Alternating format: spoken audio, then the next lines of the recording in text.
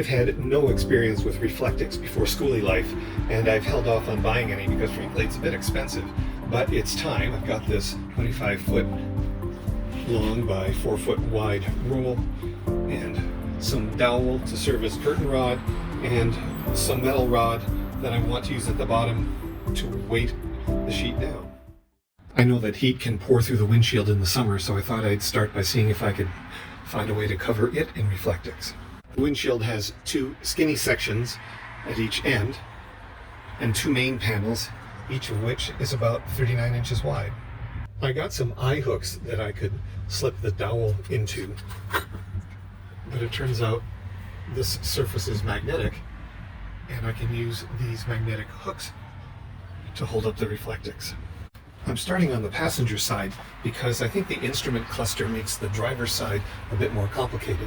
It turns out that the distance from the right edge of the instrument cluster over to here is about 48 inches. And that's the width of this roll. So I think I'm just going to use the whole width of the roll in making the passenger side cover.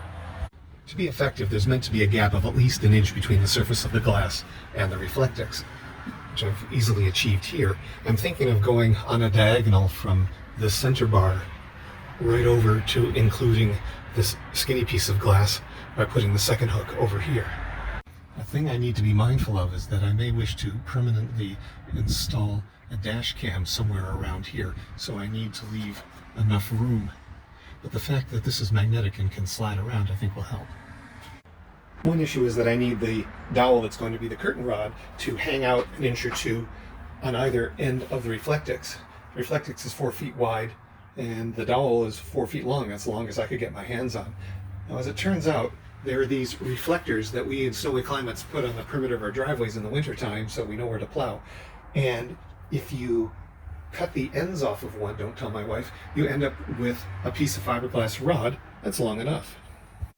This foil tape is also made by reflectix. It will be great if it turns out that this metallic tape alone is enough to keep these seams in place.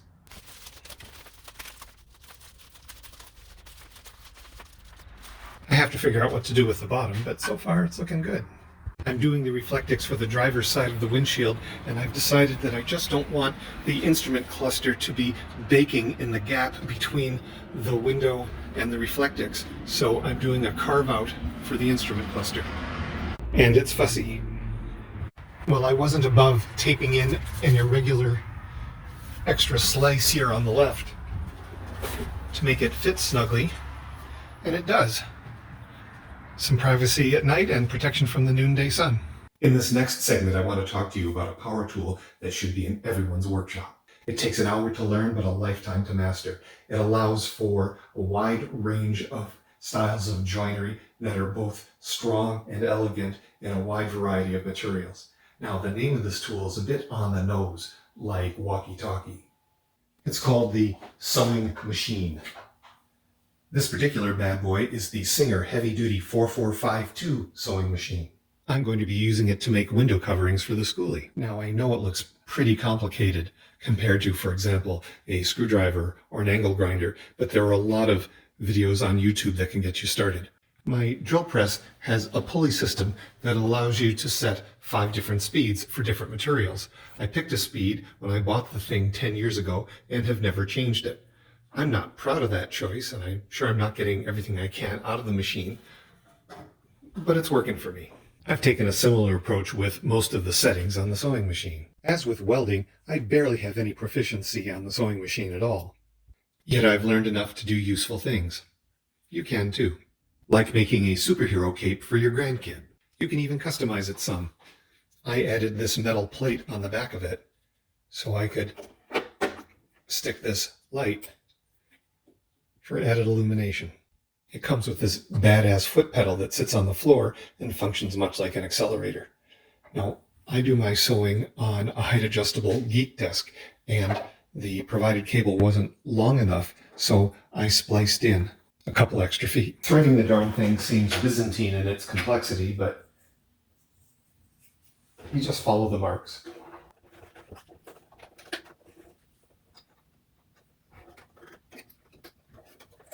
Threading the needle is not a task well suited to my almost 70-year-old eyeballs, but I use an illuminated magnifying glass and make it work. I did the threading mostly off camera because cursing is required. It's right in the manual. For curtains for my skoolie, the material of choice is painter's canvas drop cloth. Why? Well, lots of reasons. I'm the guy, and it's cheap, durable, widely available in hardware stores, machine washable, and a neutral color that I like. Before cutting and sewing starts, you have to run it through the washer and dryer to make sure it's as shrunk as it's going to get. And you have to iron out the creases. You have to stitch the edges of the material or they'll fray, like the cuffs of my blue jeans before I started wearing suspenders.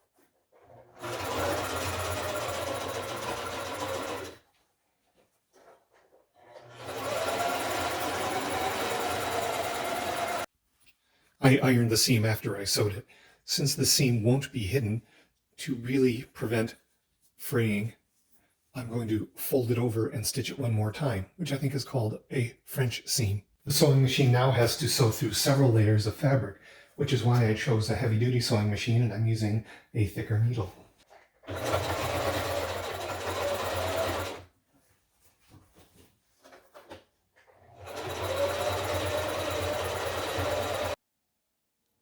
There's the French seam done on two sides.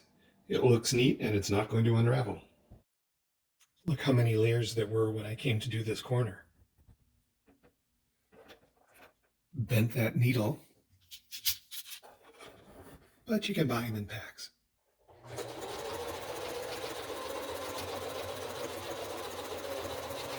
This is the first of two panels done that together will cover all three windows at the very back of the bus. And here's the second panel. Let's see what they look like when they're put where they're supposed to go. Here they are installed along the back wall. They're exceedingly basic, but I've got a camping trip in a week, so I'm making my peace with basic. I've just used cardboard to block out where the 4 window deletes will be.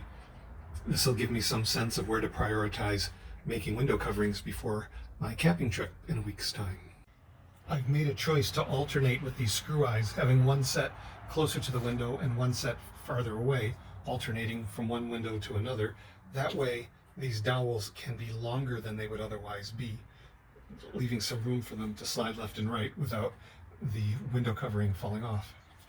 These two windows are being blanked out because the wall that separates the bedroom from the bathroom and separates the bedroom from the electrical cabinet will intersect these windows. Here's an approach that may or may not work. I took a swatch from the material I'm using for drapes to the paint store, and we did our best to color match it, and this is the shade that we came up with. There's actually a drop of the paint dried right here. Tells us not perfect, but not bad. When I actually get around to deleting the 4 windows currently covered by cardboard and replacing them with metal inserts, I'm going to be painting that metal in that color so that when viewed from the outside, hopefully it looks like just a row of drapes or some approximation of that. This window here is the window serving the bathroom. I'm going to be applying this peel and stick material to give it a frosted appearance to allow light in while still providing privacy.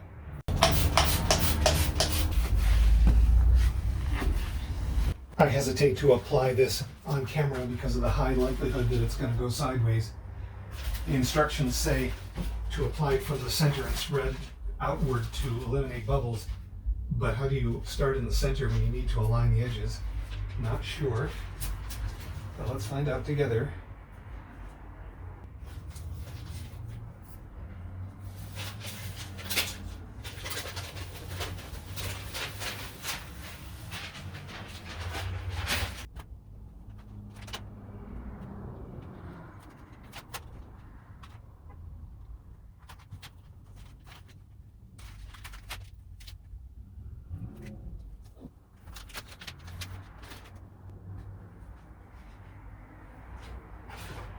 They say you can use a squeegee. Closest thing I had at hand was the rubber edge of this dustpan.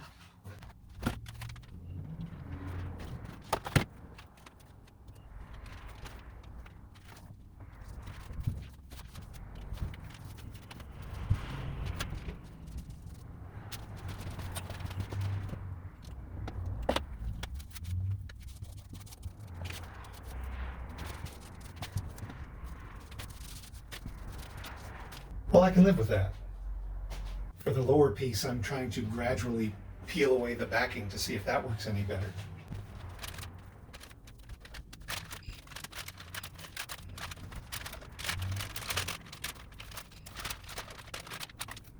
And you peel it way back to deal with the bubble and probably create 3 new ones.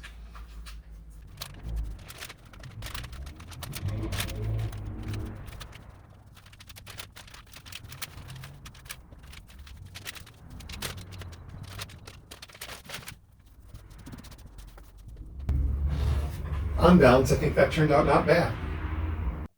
I still have a few more window coverings to make, both in cloth and in reflectix, but the number I have now is sufficient for me to enjoy the camping trip coming up in a couple days. Ultimately, my goal is to have enough cloth panels for one side of the bus and enough reflectix panels for one side of the bus. They're easily interchangeable, so whichever is the sunny side gets the reflectix. So that's it for window coverings for now. On to the next project.